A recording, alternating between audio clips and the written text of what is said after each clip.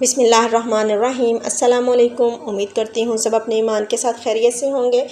आज मैं आपके लिए बहुत ही सिंपल और डिलीशियस फ्रूट चाट लेके आई हूँ। ये बहुत ही मज़े की बनती है। आई होप कि आपने इससे पहले इस तरह की फ्रूट चाट नहीं खाई होगी।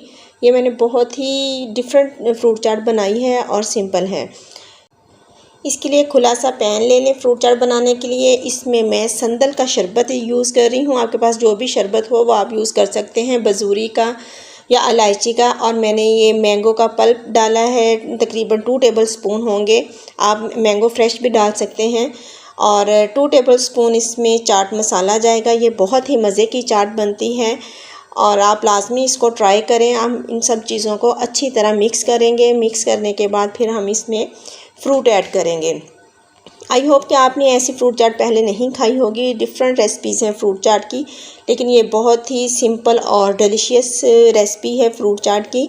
इन सब चीज़ों को मिक्स करने के बाद मैंने 1 किलो सेब ऐड किए हैं। कुछ सेब मैंने पील करके काटे हैं और कुछ छिलके के साथ ही काटे हैं। इनको हम ऐड करेंगे। इनको ऐड करने के बाद अच्छी तरह मिक्स करेंगे। फिर इसमें मैंने 100 ग्राम के करीब खजूरें काट के डाली हैं, इनकी गुठलियाँ अलग करके, और इनको स्लाइस में काट लिया है। खजूरें ऐड की हैं और हाफ़ केजी मैंने इसमें अंगूर ऐड किए हैं। मैंने सुंदरखानी अंगूर ऐड किए हैं। ये बहुत ही मीठे होते हैं। आप अपने टेस्ट के अकॉर्डिंग जो भी आपको पसंद हो अंगूर वो आप ऐड कर सकते हैं। और 12 केले ऐड किए हैं। इनको भी हमने गोल गोल काट लिया है। इन सब चीज़ों को हम मिक्स करेंगे।